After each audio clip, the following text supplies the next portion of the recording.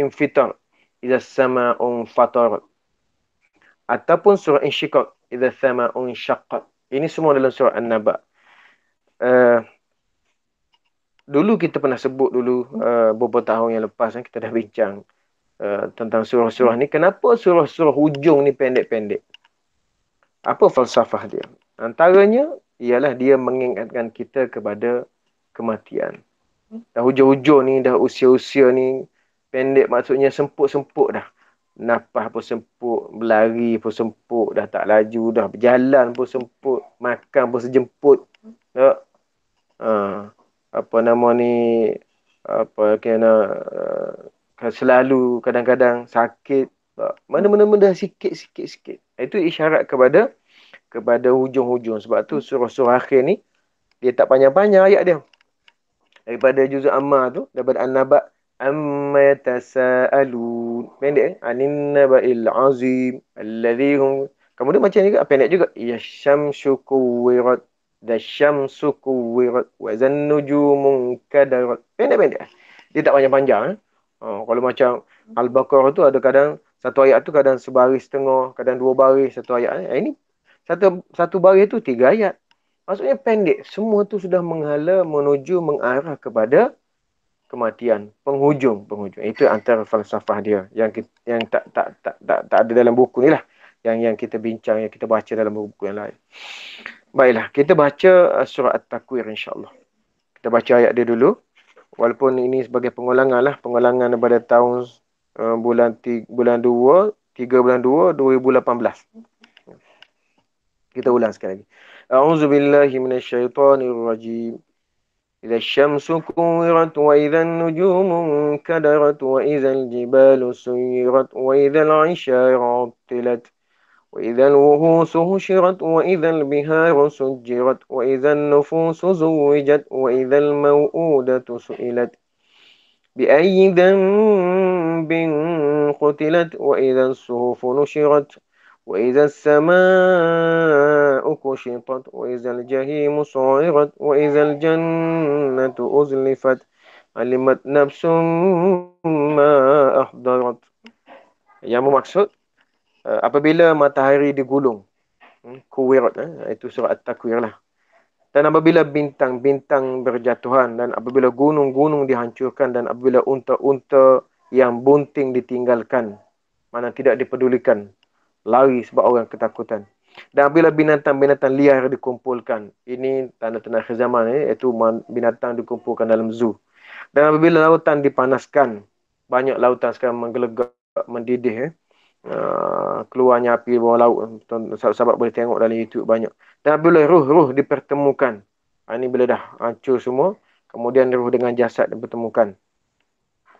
Dan apabila bayi perempuan dikubur hidup-hidup ditanya, wa izal mau'udatu su'ilat, perempuan, anak-anak perempuan hidup yang dikemukakan hidup ditanya, bi ayyi dzambin qutilat, kerana dosa apakah dia dibunuh.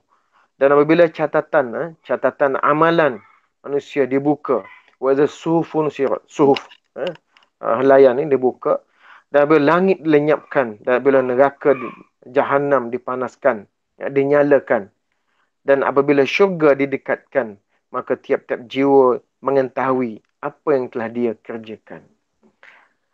Di sebagai umumnya, kalau kita lihat ayat-ayat ni, Allah Ta'ala menggunakan rima akhir yang sama. Cuba tengok. Itulah falsafah bahasa Arab. Kalau kita perhatikan, indahnya bahasa Arab. Sebab tu, dalam bahasa ni, kalau sahabat perhati, Ustaz Samsudin dah sebut dulu, masa kita buat kuliah nuzul Quran semasa PKP dulu, bagaimana falsafah bahasa Arab tu. Dia punya satu bahasa yang dalam dunia ni orang tak faham tapi orang selalu baca. Orang tak faham tapi bila baca tu menarik. Orang tak faham tapi bila baca tu rasa tersentuh di hati. Banyak sekarang ni kajian-kajian secara rambang dibuat. Kalau kita tengok dalam YouTube, hamba Allah ni yang tak pernah dengar Quran diperdengarkan surah Al-Fatihah. Dia pakai earphone macam ni, letak kami baca Al-Fatihah. Bila dah habis tu nak buka, dia tak bagi buka. Dia nak dengar lanjut lagi. Bila ditanya, rasa apa? Dia rasa-rasa lain macam. Ni bunyi apa macam ni? Bunyi apa dia sebut macam tu? Dia tak tahu ni bahasa Arab dan bahasa Al-Quran. Memang tenang. Sebab bukan saja manusia tenang, binatang pun tenang. Dan apa nama, kalau kita perhatikan banyak apa nama cerita orang sebut ternak kambing diperdengarkan Quran supaya susunya banyak dan macam-macam lagi.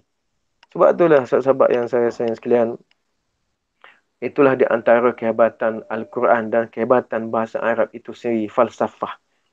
Dia punya apa nama rasa dia tu boleh terasa walaupun orang tak faham.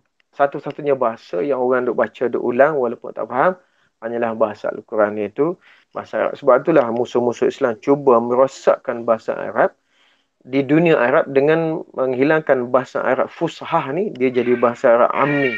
Dia ataupun dia panggil bahasa Ajam. Sampai di Mekah sendiri pun tak ramai orang Mekah boleh bercakap bahasa Fushah. Tak.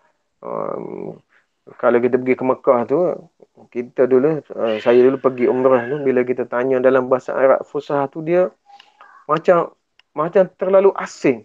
Terlalu asing. Kita kata kalam Arabi Fushah. Allah la. Tak boleh cakap Fushah. Pergi nak masuk, nak cop pasport tu. Dalam bahasa Arab sebut betul, khuz al-jawaz safar. Khuz al-jawaz safar. Dia sebut gawas apa. Apa benda kita kata? Rupanya dia nak pasport, tunjuk kat tangan. Dia kata, hadha jawaz safar. Jawaz, bukan gawa. Jim jadi ga. Dalam Quran mana ada huruf ga. Jadi, rosak bahasa ini tujuan orang kafir untuk merosakkan bahasa Arab supaya orang Arab sendiri pun dia tidak ada rasa zauq dengan Al-Quran dan terbukti berjaya. Kemudian kita tengok maksud dia. Penggolongan matahari pada hari kiamat. Ini At-Takwir itu, masuk At-Takwir itu. Ali bin Abi Talha berkata dari Ibn Abbas radhiyallahu anhuma, firman-Nya, idza syamsu kuwirat, bila matahari digulung, yakni digelapkan. Al-Afi berkata, yakni hilang. Itu berbagai-bagai pandangan pentafsir lah. Qatadah berkata, yakni cahayanya lenyap.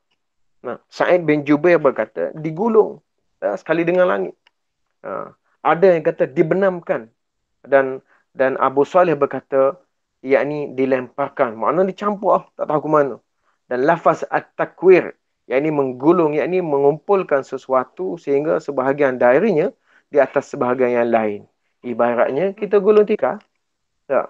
Tikar tu kalau masa dia terbentang itu nampak rata kan. Bila dah gulung tu, jadi yang atas ke bawah boleh 2-3 kali gulung, boleh pak sirat habis tak tahu ke mana.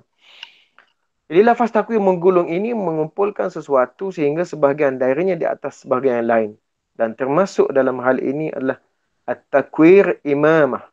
Ini menggulung, membelitkan serban. Imamah tu serban di kepala. Dan mengumpulkan, menumpuk pakaian di sebahagian di atas sebahagian yang lain. Pun juga dipanggil menggulung.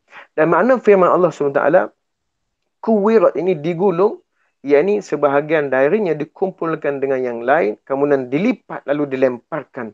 Dan apabila hal ini dilakukan, maka cahayanya akan hilang. Imam Bukhari rahimahullah antara lain meriwayatkan daripada Abu Hurairah, daripada Nabi sallallahu alaihi wasallam, Nabi sebut asy-syamsu wal qamaru yukawwarani yaumal qiyamah.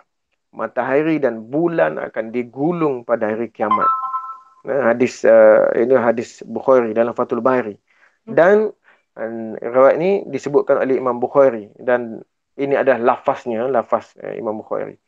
Jadi kena sebut matahari akan digulung. Macam mana gulung itu? Macam-macam lah pandangan ulama. Cuma nak sebutnya, yakinlah bahawasanya dari kiamat itu pasti akan berlaku. Untuk lebih jelas, sahabat-sahabat, kalau nampak, tapi dah tengok teks tafsir tu tak nampak lah. Buku ni sangat bagus kalau nak dibaca. Nampak tak Zee? Kiamat. Saya rasa pernah bawa tunjuk dulu ensiklopedia kiamat lah. Sangat bagus ensiklopedia kiamat, baca. Dia bincang antaranya keadaan bumi, gunung dan laut saat kehancuran alam dimulai. Sebagaimana diceritakan oleh Al-Quran. Keadaan bumi saat kehancuran dimulai macam mana? Kejadiannya macam mana?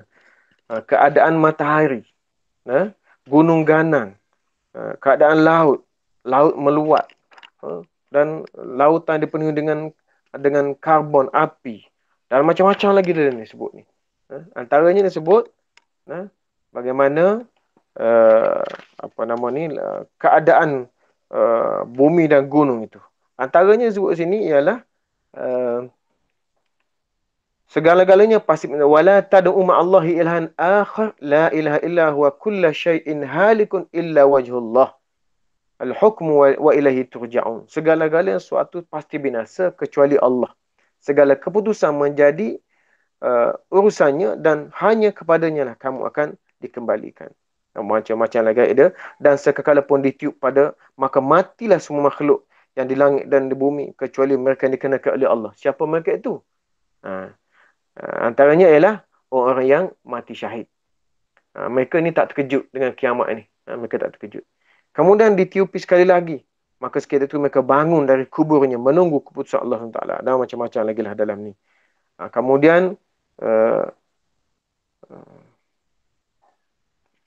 banyak ni. Keadaan bumi saat kehancuran. Saat kehancuran alam akan segera dimulai. Bumi sudah tidak lagi memiliki keseimbangan. Dia tidak lagi menjadi tempat yang indah untuk manusia. Bahkan pada saat itu bumi telah bergoncang dengan sangat mengerikan. Gunung-gunung hancur lebur. Hal itu sebagaimana digambarkan oleh Imam Ibn Kathir dalam kitabnya. Dalam kitab ni, tafsir ni. Di antara peristiwa yang terjadi setelah ditiupnya sekekala adalah bumi yang digoncangkan. Penghuninya berterbangan ke kanan dan ke kiri. Sebagaimana firman Allah Ta'ala, Iza zulzilatil ardu zilzalaha wa akhrajatil ardu asqalaha. Dan bila bumi digoncangkan dengan goncangan dahsyat dan bumi telah mengeluarkan beban-beban beratnya. Dan saat menjelaskan ayat ini, Sayyid Tontawi menggambarkan bahawa pada saat bumi sudah tidak ada lagi dalam posisi keseimbangannya, di mana goncangannya sangatlah dahsyat, tumpahlah segala sesuatu yang tersimpan dalam perut bumi. Pada saat itu goncangan dialami, alam semesta sangatlah dahsyat dan tidaklah mungkin macam-macam ni, macam-macam. Apapun sahabat-sahabat sekalian, semua sekali akan binasa setelah berlaku kiamat. Kemudian iza syamsu kuwirat wa iza nujumun kadarat, dan apabila bintang-bintang berjatuhan. Maksudnya berlanggar masing-masing. Ataupun kalau jatuh tu, mana bila berlanggar tu nampak macam jatuh menuju ke bumi dan sebagainya. Yang kita tengok ada cerita filem yang orang buat cerita kiamat tu, itu kecil tu jatuh tu, dia lagi besar sebenarnya. Lagi besar. Dan alhamdulillah, kalau Allah izin, saya cadangkanlah sahabat, kalau ada duit tu beli teropong besar sikit, harga 1,000 lebih tu, cuba teropong bulan purnama. Saya lah tak izin tahun lepas, awal tahun lepas tu, pergi kursus di Port Dickson, tengok bulan menggunakan teropong dia yang harga 7,000 di pusat pencerapan tu. Allah Akbar. Rasa macam nak pegang rasa. Kita tengok bulan itu. Macam dekat sangat. Tapi kita tengok biar dengan mata kasar ni jauh. Tapi bila tengok teropong dekat, itu dia kata, ni ustaz tengok ni teropong 7,000. Yang atas bangunan dia tu yang harga 1.8 juta, 1.2 juta kalau 8 juta. Tapi rosak. Tengah dibaiki. Yang tu lagi power dia kata kalau tengok. Masya Allah, tabarakallah. Jadi kalau kita tengok daripada jauh ni kecil, sebenarnya benda tu besar. Bahkan bulan tu kecil lagi. Planet-planet lain yang mustahil tu lebih besar pada bumi berapa kali ganda. Ya? Yang matahari lagi besar. Ada lagi planet yang lagi besar pada matahari. Tak? Yang sebenarnya kita kalau tengok kita ni, bumi tu kecil sangat. Dan kita nak duduk di bumi ni lagi kecil. Sebab tu sebab dia kasih sekalian, sesekali kalau memandang ke langit, jangan lupa menengok ke bumi. Lihatlah kita di mana kita berpijak. Jangan kita hanya selalu melihat di mana tempat kita bergantung. Kemudian bintang-bintang jatuh berguguran. Yakni jatuh berserakan. Sebagaimana firman Allah SWT, wa izal kawakibun tasarat. Ini dalam surah Al-Infitar. Nanti kita akan bincang nanti. Dan bila bintang-bintang jatuh berserakan. Dan Rabi' bin Anas berkata dari Abu Aliyah, dari Ubay bin Ka'ab, ada 6 tanda sebelum hari kiamat. Ketika orang sedang di pasar, tiba-tiba cahaya matahari hilang. Ketika mereka dalam keadaan demikian, tiba-tiba bintang-bintang berjatuhan. Ketika mereka dalam keadaan demikian, tiba-tiba gunung-gunung jatuh ke permukaan bumi. Maka bumi pun bergoncang, bergetar dan kacau bilau. Jin meminta tolong kepada manusia. Manusia minta tolong kepada jin. Binatang ternak, burung dan binatang buas saling berhemburan sebagai bercampur dengan sebahagian yang lain. Allah berfirman, wa izal wuhusu husyirat. Dan bila binatang-binatang liar dikumpulkan ini seterusnya. Sebenarnya sebut ini sahabat-sahabat sekalian. Uh, apabila bintang-bintang berjatuhan, ini akan berlaku tanpa manusia perasan. Kalau yang tidak melihat kepada tanda-tanda kecil kiamat. Sebab tu, sahabat-sahabat dimulakan, saya dah sebut dah semua ni. Tanda-tanda kiamat ni sudah ada 90% yang kecil-kecil. Yang besar, kalau kita campur yang besar sikit lah, yang agak besar sikit, bukan besar benar, macam matahari terbit sebelah barat, Ya'juj Ma'juj, itu dah besar sangat. Itu dah memang sangat hampir dengan kiamat. Campur yang besar-besar sikit itu seperti apa nama ni, kita tengok macam PKP ni, Jumaat tak boleh, banyak kali dia penyakit berlaku, apa kita panggil penyakit menyebabkan ramai orang mati. Itu antara tanda kiamat. Itu yang agak-agak besar tu. Walaupun tidak sampai keluar Ya'juj Ma'juj lagi. Kalau ikut konsep, saya cakap dengan beberapa orang sahabat-sahabat dalam majlis peguam. Kalau segi undang-undang, kita bercakap undang-undang. Kalau 50% bukti itu, 50% kita telah boleh membuktikan sesuatu itu bersalah. Adakah dia betul bersalah atau tidak? Kalau segi undang-undang, hukum undang-undang, dia sudah betul bersalah. Sebab 50% sudah bersalah. 50%. Ini tanda-tanda kiamat ni bukan 50%. Ini sudah 90%. 90% tanda-tanda kiamat sudah ada. Bacalah tanda-tanda kiamat. Daripada sekecil-kecilnya, sehinggalah yang sebesar-besarnya ada sekarang ni. Belum masuk yang Ya'juj Ma'juj Dajjal semua. Semua sudah ada. Sebab tu, Rabi' bin Anas sebut, ketika orang sedang berada di pasar, tiba-tiba cahaya hilang. Tiba-tiba matahari gelap. Tak ada cahaya. Tiba-tiba bintang jatuh. Tuan-tuan bayangkan. Sahabat-sahabat bayangkan. Kita pergi pagi kita bangun elok-elok, kita pergi pasar, tak sebab balik kiamat berlaku. Begitulah kiamat berlaku. Gelap, kemudian bergegar, berpusing, habis, hilang keseimbangan. Bumi mekah sebagaimana. Cuba bayangkan. Cuba tengoklah, tanyalah pengalaman sahabat-sahabat yang pernah mengalami gegaran gempa bumi. Tak payah tanya dekat apa nama tsunami Aceh ni, biasa ni gegar dalam 2-3 skala Richter. Aceh tu dia anggap kiamat dah. Cuma dia kata dia ada peluang hidup kali kedua. Tapi tak sebutnya sahabat-sahabat melakukan, dia keadaannya akan berlaku seperti kita bangun pagi ni. Kalau semalam Jumaat, kita bangun pagi Jumaat semalam, pukul 10 kiamat. Dia begitu. Sebab apa? Sebab tanda-tanda kiamat kecil sudah banyak. Sudah banyak. Kita dah sebut dulu dan sahabat-sahabat boleh tengoklah dalam apa nama internet tu. Zee, kalau lebih beritahu Zee, takut tak perasan. Ada soalan boleh tanya macam dulu jugalah, macam kita kat dalam kuliah, dalam bilik makmal bahasa. Terus boleh tanya. Ataupun boleh komen. Nah, kemudian Allah berfirman, wa izal wuhusu syirat, tak bila binatang-binatang liar dikumpulkan, yang ini dicampurkan. Wa izal isyaru utilat, dan bila unta-unta bunting ditinggalkan. Ini kita ada bincang dulu. Yang ini binatang-binatang liar dikumpulkan, ini maksudnya ialah binatang-binatang yang diletakkan setempat. Sahabat-sahabat dulu fikir macam mana lah binatang liar yang boleh kumpul.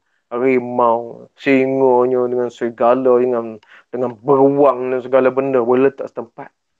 Tapi inilah tanda-tanda akhir zaman. Sebab tu Al-Quran ini dia sesuai daripada dulu sampai kiamat. Dia sentiasa membenarkan setiap patah perkataan. Sahabat-sahabat dulu beriman kepada Allah Ta'ala dengan melihat mukjizat Nabi SAW secara hissi. Secara hissi ni secara nampak. Nampak. Keluar celah jari, Nabi belah bulan, berhentinya matahari, apa nama ni.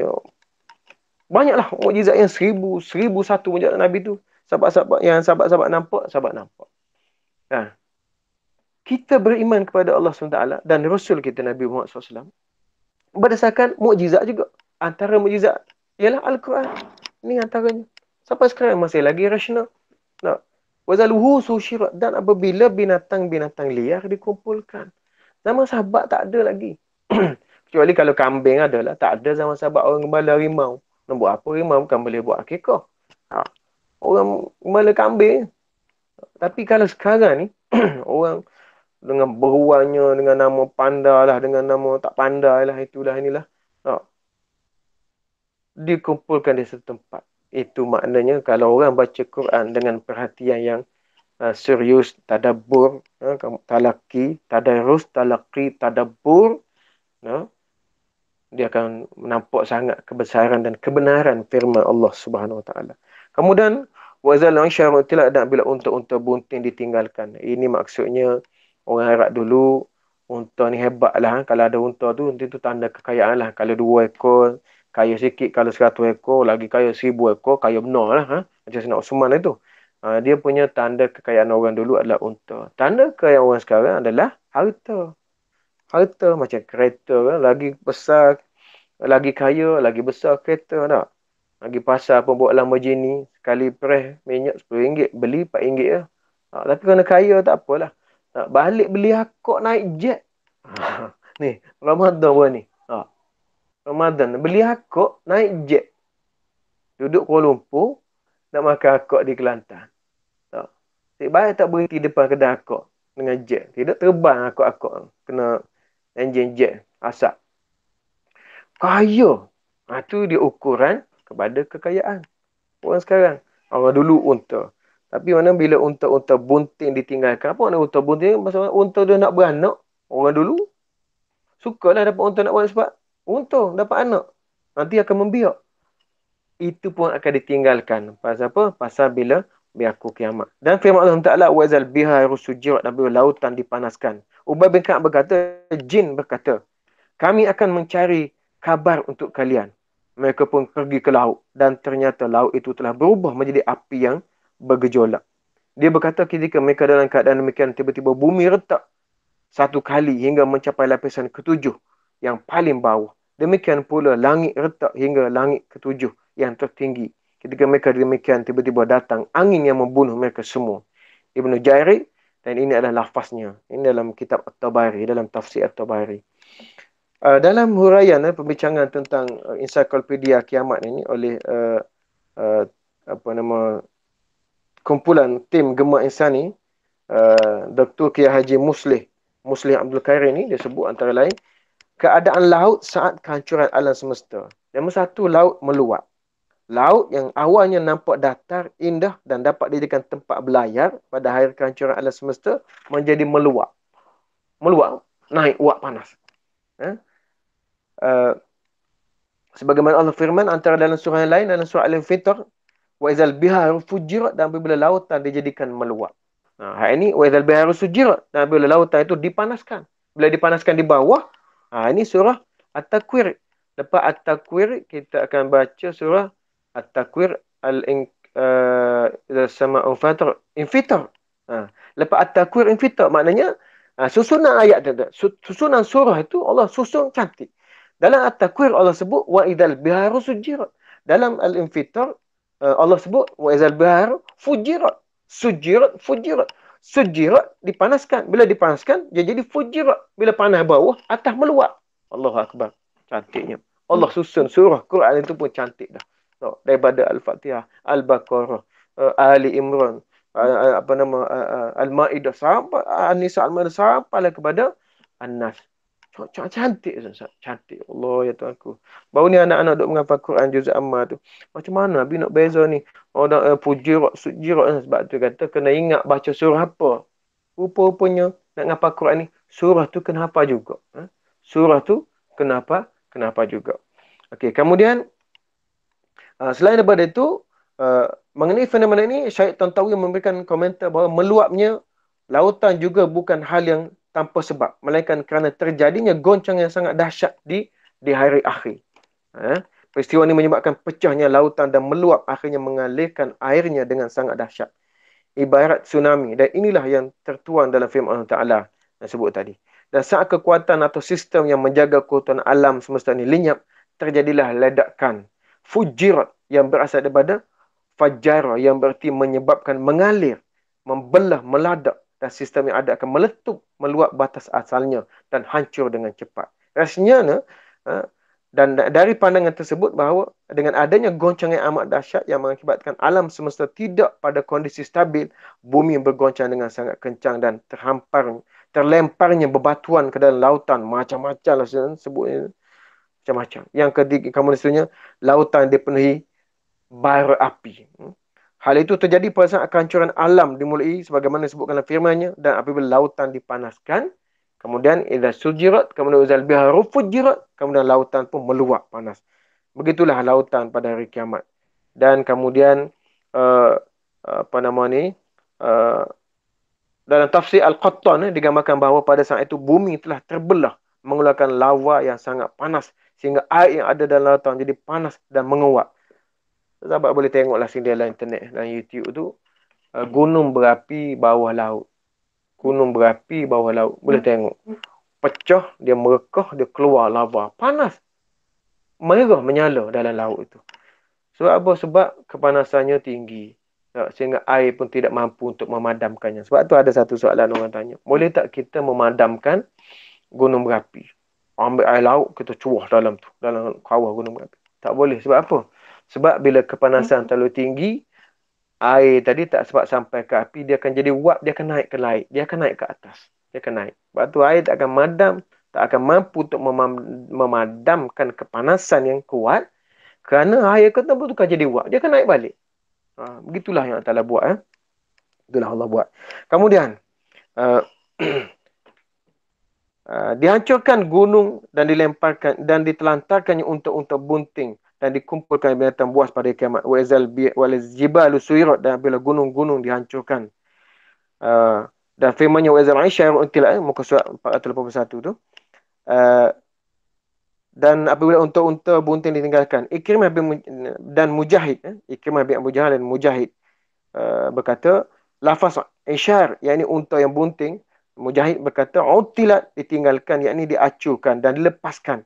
Ubay bin Ka'ab dan Dhahak berkata, yakni diacuhkan, maknanya orang tak peduli oleh pemiliknya. Rabi' bin Qusaim berkata, yakni tidak diperah dan tidak diikat ambingnya, yakni apa nama ni, susunya. Dan pemiliknya membiarkannya, tidak mempedulikannya. Maksudnya, orang tidak pedulilah walaupun harta yang paling bernilai pada masa itu, yang saya sebut tadi, antaranya bagi orang Arab zaman dulu unta. Sebab tu Allah contohkan unta.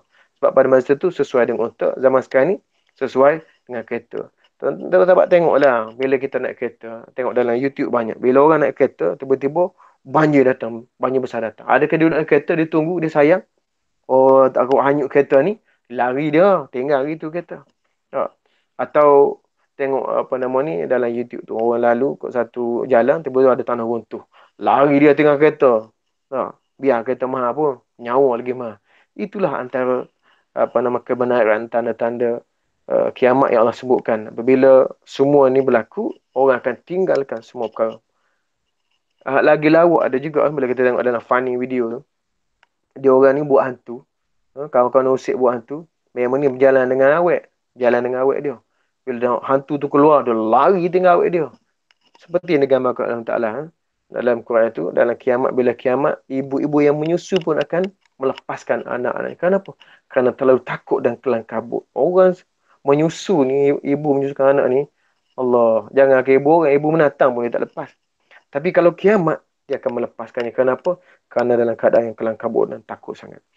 Kemudian, semua itu maknanya berdekatan. Adapun makna al-aisyar, yang unta yang bunting itu, iaitu unta terpilih yang hamil. Kita dah bincang tadi. Kemudian, orang yang tidak lagi memperhatikannya, tidak berkenan merawatnya dan mengambil manfaat darinya, padahal sebelumnya mereka sangat berminat kepadanya. Hal ini dikarenakan perkara besar lagi dahsyat serta menakutkan yang mereka alami, iaitu perkara kiamat. Saya sebut tadilah. Dan firman Allah Ta'ala, وَإِذَا الْوُحُوشُ حُشِّرَتْ, dan apabila binatang-binatang kumpul, binatang-binatang liar dikumpulkan, ini disatukan sebagaimana firman Allah Ta'ala dalam surah lain, وَمَا مِنْ دَابَّةٍ فِي الْأَرْضِ وَلَا طَائِرٍ يَطِيرُ بِجَنَاحَيْهِ إِلَّا أُمَمٌ أَمْثَالُكُمْ مَا فَرَّطْنَا فِي الْكِتَابِ مِنْ شَيْءٍ ثُمَّ إِلَى رَبِّهِمْ يُحْشَرُونَ. Tengok, dan tidaklah binatang-binatang yang ada di bumi dan burung-burung yang berterbangan dengan kedua sayapnya, melainkan umat-umat juga seperti kamu, tidaklah kami alpakan satu pun dalam kitab. Kemudian kepada Rabb mereka lah mereka akan dihimpunkan. Surah Al-An'am. Dan Ibn Abbas berkata, segala sesuatu yang akan dikumpulkan, bahkan lalat. Allah berfirman, وَالطَّيْرَ مَسْهُورَ, dan kami tundukkan pula burung-burung dalam keadaan terkumpul. Sebab tengok sekarang ni, kalau kita pergi apa nama di muzium rama-rama, muzium rama-rama. Tinggal kat mana? Kat Kuala Lumpur kat mana? Semua rama-rama dikumpulkan. Burung-burung dikumpulkan. Dalam Kuala Lumpur ada tak? Zoo burung tu. Burung saja ada tu. Dikumpulkan. Binatang-binatang berbisa seperti ular dikumpulkan. Tapi tengok Zoo Taiping, Perak. Allah, kita pergi tengok. La hawla wa la quwwata illa billah. Kalau maknanya ular besar, kecil, semua ada yang bisa. Binatang rim, Allah Akbar. Ini semua telah disebutkan oleh Allah SWT 1400 tahun yang lalu. Kemudian dipanaskan lautan. Firman Allah, izal biha wa izal bahru sujirat. Dan apabila lautan dipanaskan, Ibrahim, kita sebut tadi ini sebagai ulangan. Dan apabila lautan dipanaskan. Ibn Jarir meriwayatkan dari Sa'id Musaid, dia berkata, Ali radhiyallahu berkata, kepada seorang lelaki Yahudi, di manakah Jahannam? Dia menjawab, di laut. Ali berkata, aku tidak menduganya kecuali dia benar. Dan laut itulah yang dipanaskan. Dan apabila lautan dipanaskan, padahal hal itu telah disebutkan dalam tafsir firman Allah SWT, dan laut yang di dalam tanahnya ada api. Itu semua telah terbukti, ya. Sahabat negara sekalian, laut yang di dalam tanahnya ada api. Itulah yang dipanggil gunung berapi, bawah laut. Nabi tak pernah berenang, tak pernah scuba pergi masuk laut. Sahabat-sahabat percaya pada Nabi SAW. Sebab apa? Sebab sahabat beriman, sami'na wa ata'na. Kami dengar dan kami taat. Kita ni, sahabat yang dimuliakan sekalian, setelah kita tahu Allah sebut dalam Quran, kita beriman pada Allah, kita tahu dah hadis Nabi SAW, kita boleh lihat pula buktinya adanya gunung berapi dalam laut. Maka kalau kita tidak beriman saja-sajalah kita. Bukan tidak Islam, tidak beriman. Maksudnya tak beriman itu maknanya kita macam tak yakin akan ada semua yang saya sebutkan, pasti akan ada. Macam tak yakin. Itu maksudnya kena muhasabah lah. Kena muhasabah lah diri kita ni. Supaya kita lebih yakin kepada Allah SWT. Kemudian pertemuan dengan ruh. Wa idza nufusu zuwijat. Dan apabila ruh-ruh dipertemukan dengan tubuh. Yakni setiap ruh dikumpulkan dengan pasangannya. Yakni dengan tubuh. Sebagaimana firmannya, usyurul ladina zalamu wa azwajahum. Kepada malaikat diperintahkan, kumpulkanlah orang zalim berserta teman sejawat mereka. Dan Ibn Hatim meriwayatkan dari An-Nu'man bin Bashir, dia mengatakan bahawa Rasulullah SAW, saya bacakan maksud dia. Dan apabila ruh-ruh dipertemukan dengan tubuh, yakni orang yang sepadan, setiap orang dipasangkan dengan setiap kaum yang berbuat sama dengan perbuatannya. Yakni mana ruh dengan jasad lu samalah. Dulu kan sama-sama buat kerja ruh dengan jasad ni. Sebab tu maknanya ruh yang sama dengan jasad ni dipertemukan. Hal itu kerana Allah Ta'ala berfirman, dan kamu menjadi 3 golongan, iaitu golongan kanan, alangkah mulianya golongan kanan itu, dan golongan kiri, alangkah sengsaranya golongan kiri itu. Ini golongan kanan, golongan syurga lah. Golongan kiri, golongan neraka. Dan orang yang paling dahulu beriman, mereka lah yang paling dahulu masuk syurga. Dan mereka lah orang yang sepadan. Maksudnya, apa nama ni, ruh dengan jasadnya sama-sama baik dulu, dipadankan, masuk syurga. Sebab tu jumhur ulama mengatakan kita bila mati nanti, kita akan dibangkitkan semula oleh Allah Ta'ala dengan jasad inilah. Ni dengan body ni. Dengan body kita ni. Dengan rambut kita yang ni. Dengan muka kita yang ni. Dengan tubuh kita yang ni. Dan kita di padang mahsyar pun, kita dengan body kita yang ni. Body kita ni. Ni kita ni. Dan kita masuk syurga dengan kita yang ni. Dan kita merasa kenikmatan minum air di syurga dengan ni. Halkum ni lah. Kita rasa manisnya makanan syurga dengan lidah ni. Lidah sedang bercakap ni. Yang kadang-kadang saya sekala marah kat orang mas bawa kereta. Lidah ni.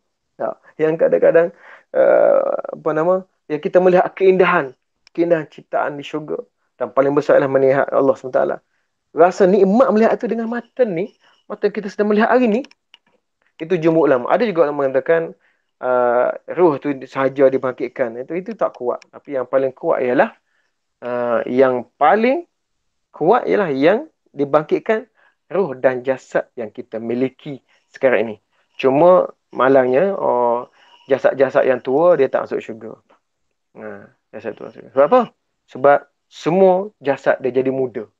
Semua jasad dia jadi muda sekitar 30-40. Tak kira lah siapa pun. Dia tak ada tua dah. Semua jadi muda. Itu. Kemudian, pertanyaan diajukan kepada bayi-bayi perempuan. Ini... Ustaz. Ya, ni. Ada soalan. Ya. Ada terdengar lah, bila kita dibangkitkan nanti, kita akan jadi macam bayi lah, macam budak. Kalau lelaki kan belum sunat. Ada kita macam kanak-kanak ataupun macam orang dewasa. Kita dewasa. Kita dewasa tapi tidak bersunat. Sebab tu Bunda Aisyah kata bila Nabi sebut di pada masa nanti manusia akan ditipukan dalam keadaan berbogel dan tidak bersunat. Bunda Aisyah kata, malu lah kalau macam tu. Nabi kata apa? Tak sempat untuk melihat masing-masing. Kecuali apa? Sibuk dengan diri masing-masing untuk melihat amal ibadat yang akan dibentangkan di hadapan Allah SWT. Tu Nabi sebut. Memang sudah dewasa. Belum sunat. Dia bangkit seperti asal. Dari segi amal soleh kita kan. Bila kita dibangkitkan dalam keadaan berbogel, kan, tak ada pakaian sudah belang. Adakah kita sebelum kita dihisap tu, kalau contoh orang baik, dia akan diberi pakaian? Tak ada. Semua sama. Kecuali Nabi. Kecuali Nabi dan Rasul saja. Yang lain semua sama. Semua sama. Okay. Tak ada. Dan telah masukkan syurga, barulah kita akan dikenakan sutra. Barulah kita akan memakai sutra. Sebelum tu, tapi jangan risau ni. Kita takkan sempat untuk skodam. Ya, tahu. Semua sibuk dengan kata nak tunggu amalan masing-masing macam mana kan. Tak. Kita semua kan dalam keadaan bogel. Kecuali Nabi dan Rasul. Itu insya-Allah. Okey. Sikit lagi Zee. 10 minit lagi. Kemudian kita berhenti tadi, kita start lewat ni. Tak apalah. Okey, kemudian pertanyaan diajukan kepada bayi perempuan dikuburkan hidup-hidup. Wa idzal mau'udatu su'ilat bi ayyi dzambin qutilat. Apabila bayi-bayi perempuan dikuburkan hidup-hidup ditanya kerana dosa apakah dia dibunuh. Majoriti ulama membaca su'ilat. Ada ulama membaca sa'alat. Ada qiraat membaca sa'alat. Kalau su'ilat dan mau'udah adalah bayi-bayi perempuan yang dikuburkan hidup-hidup itu, mereka adalah korban orang jahiliah yang tidak menyukai anak perempuan. Pada hari kiamat, bayi-bayi itu ditanya dosa apakah yang telah mereka perbuat sehingga mereka dikuburkan hidup-hidup. Hal ini merupakan ancaman bagi pembunuhnya. Apabila orang zalim itu saja ditanya, maka apalagi orang yang menzalimi. Maksudnya, kalaulah bayi perempuan yang dibunuh itu ditanya, wa'izal ma'udah, ditanya oleh malaikat, kenapa kamu dibunuh? Jadi kata ulama ni antaranya dalam tafsir Ibn Katsir ni, kalau orang yang dibunuh pun ditanya kenapa dibunuh, apalagi orang yang membunuh, lagilah ditanya. Gitu. Okey. Sebab tu kita cakap macam mana? Sama ada baik atau tidak baik, kalau boleh kita berusaha supaya kita kurang disoal oleh Allah SWT. Misalnya kalau soal tentang makan, soal tentang soal tentang ilmu, dia tanya satu soalannya, tapi kalau soal harta dia tanya dua soalan.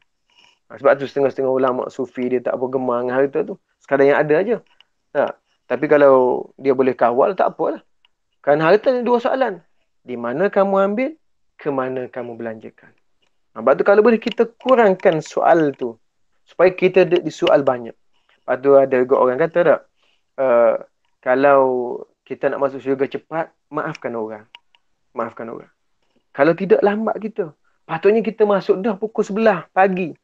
Ataupun sepatutnya kita masuk dah hari Sabtu syurga. Tapi nak tunggu orang ada masalah dengan kita, dia lambat dia hisap. Lama kita tunggu dia pula. Patut kita masuk dah. Pasal apa? Allah Ta'ala nak tunggu kita, maafkan dia atau tidak. Sebab dia tunggu. Dia pula dihisap 40,000 tahun lagi. Barulah sampai giliran dia. Kita sepatut masuk dah hari ni. Tunggu dia. Maafkanlah. InsyaAllah mudah-mudahan ada kebaikan. Tapi agak-agak lah tak. Tapi kalau hutang pun ada juga ulama kata begitu tak. Sebab tu ada ulama sebut, peringatkanlah sahabat-sahabat kita berhutang itu supaya dia bayar. Sebab apa, nanti dia lambat masuk syurga. Tapi bukan dia saja, kita pun lambat juga.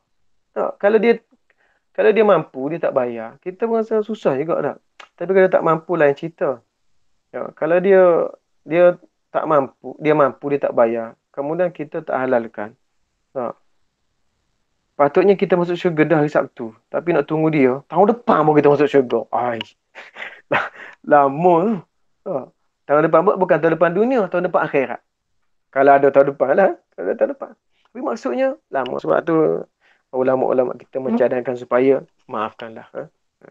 Dan innal afwa, Allah sebutkan innal afwa aqrabu littaqwa. Orang memaafkan itu lebih dekat kepada takwa. Tapi siapa boleh jadi seperti itu, jadilah. Kalau tak boleh jadi, terserahlah. Tapi kalau masuk syurga awal, silakan. Dan apabila orang yang dizalimi ditanya, maka apa lagi orang dizalimi? Orang menzalimi. Mereka akan ditanya, apakah yang membuat zalim itu mengira bahawa mereka tidak akan ditanya. Ali bin Abi Thalib berkata dari Ibn Abbas radhiyallahu anhu, dibaca sa'alat, yakni meminta. Demikian pula pendapat Ad-Duha, bahawa maksudnya anak-anak perempuan itu meminta pertanggungjawapan yang menguburkan mereka, yakni menuntut darahnya. Demikian pula dikatakan oleh Sudi dan Qatadah. Maksudnya anak perempuan tadi meminta kepada orang yang membunuh dia tu tanggungjawab. Dia juga terjemah gitu. Tapi biasa kita dibaca Al-Quran tu baca su'ilat, maknanya melekat tanya anak perempuan tu kenapa dia dibunuh. Nak menggambarkan bahawasanya kalau yang dibunuh pun ditanya yang membunuh lagilah masalah.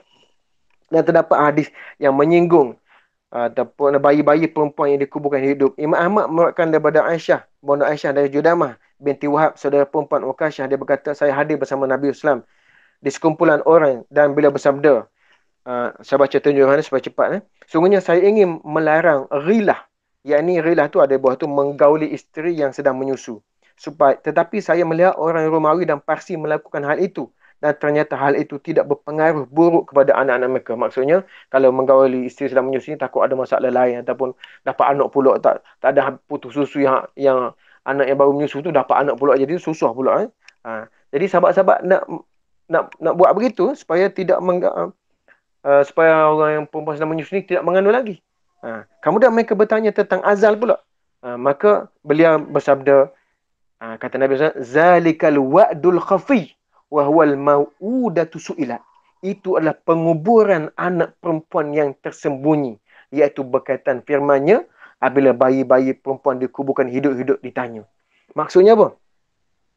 Maksudnya kata sahabat bila tanya tentang azal, yakni azal ni iaitu apa namanya, azal tu ada kat bawah tu, baca tak. Untuk azal itu iaitu apa nama ni? Apa dia Zee? Azal Zee? Kita hubungan suami isteri, kemudian ejakulasi itu di luar vagina tu, di luar apa nama ni, kemaluan isteri, supaya tidak mengandung. Itu pun Nabi kata pembunuhan secara senyap. Tapi ada perbincangan banyak dengan ulama. Antara buku yang bagus nak baca dalam bahasa Melayu, buku ni lama dah cetakkan ini.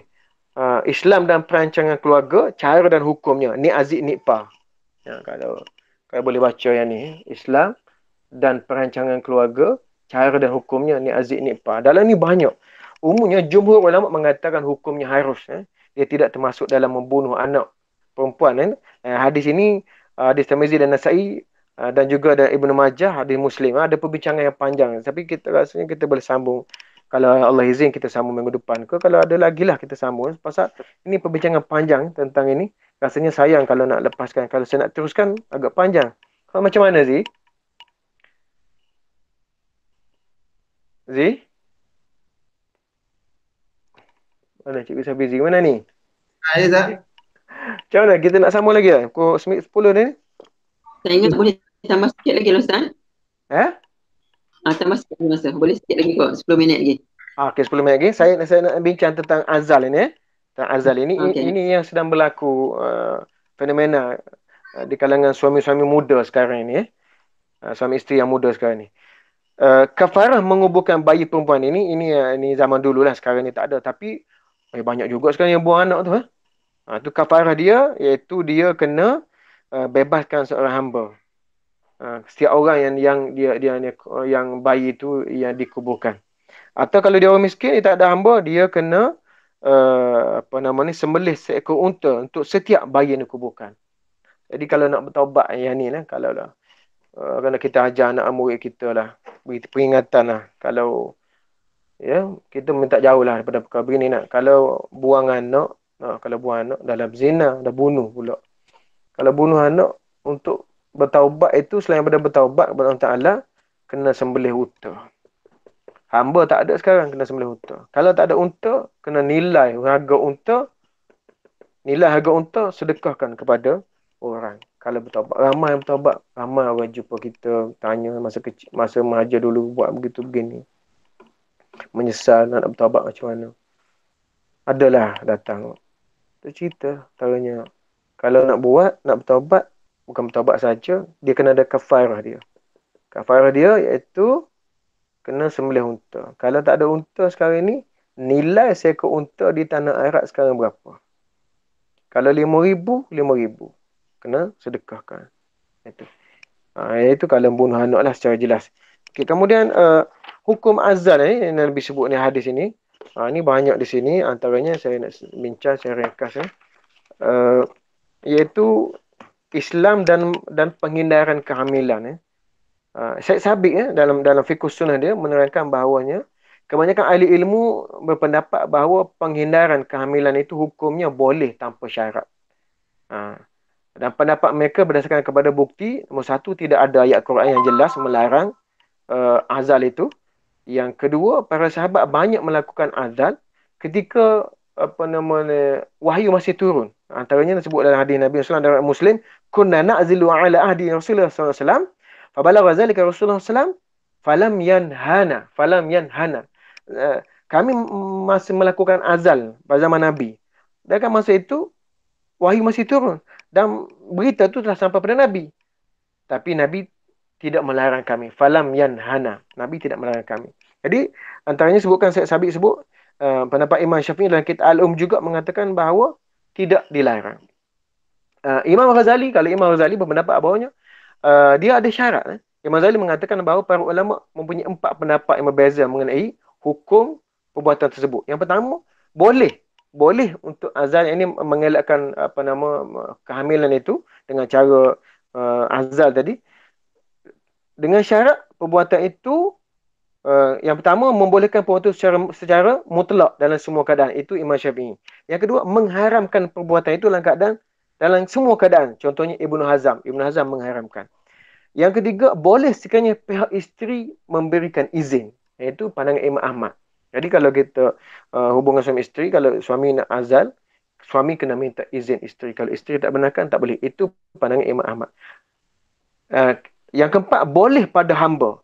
Ini kalau orang dululah, kalau ada hamba, boleh. Tak perlu minta izin, tak apa. Dan tidak boleh pada isteri, kecuali dengan izin. Kemudian, kehamilan adalah berpunca daripada 4 faktor yang tersusun daripada perkahwinan, pertubuhan, kemudian azal tadi, yang ini ejakulasi air mani, kemudian memberi peluang kepada air mani untuk bertemu dengan dan itu pandangan Imam Ghazali.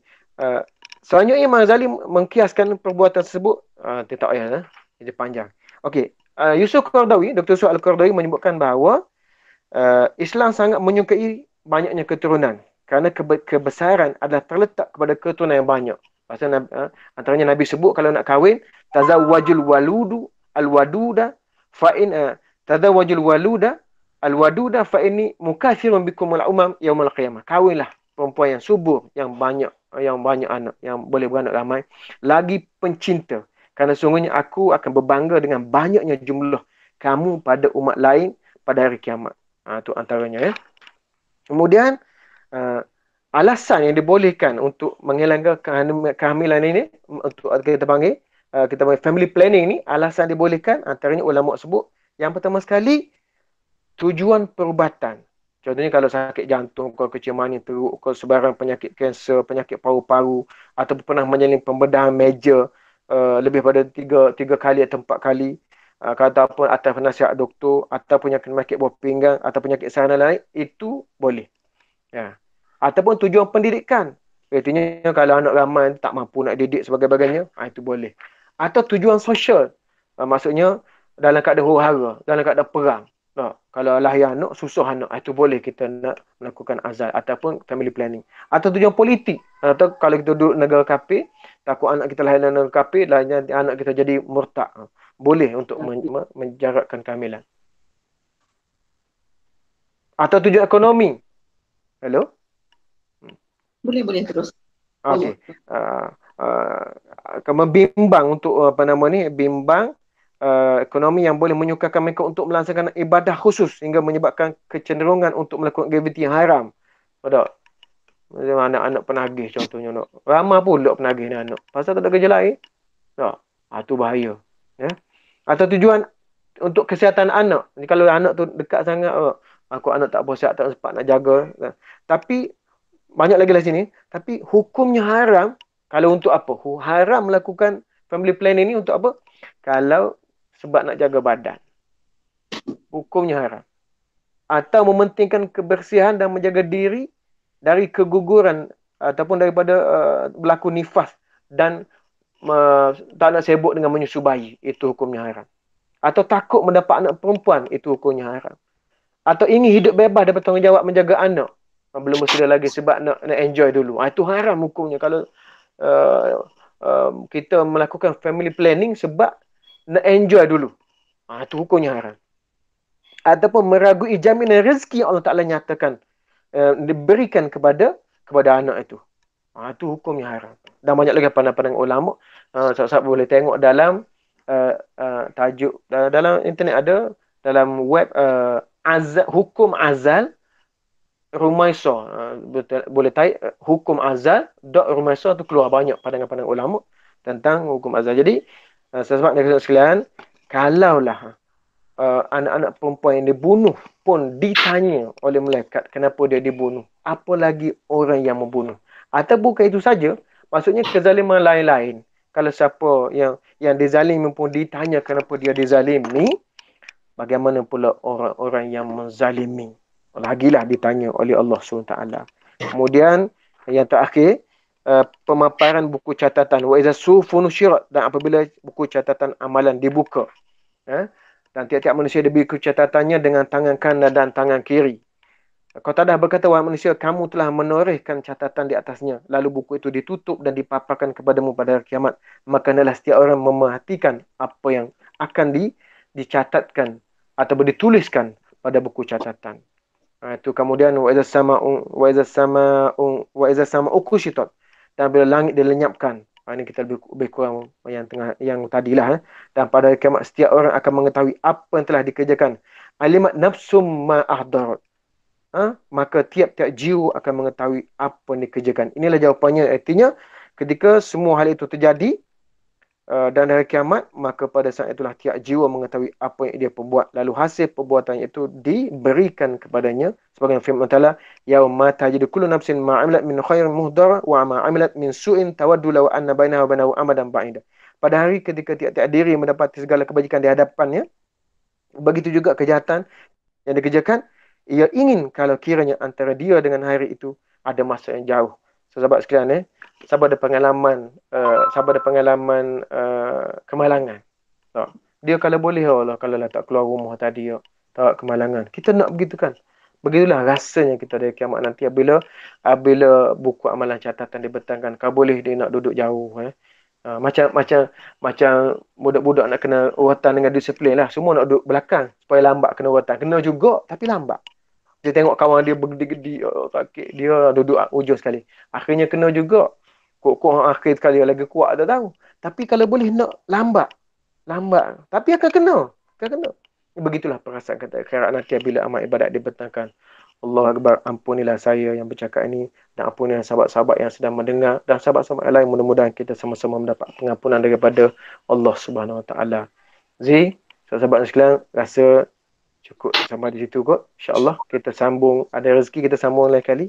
InsyaAllah.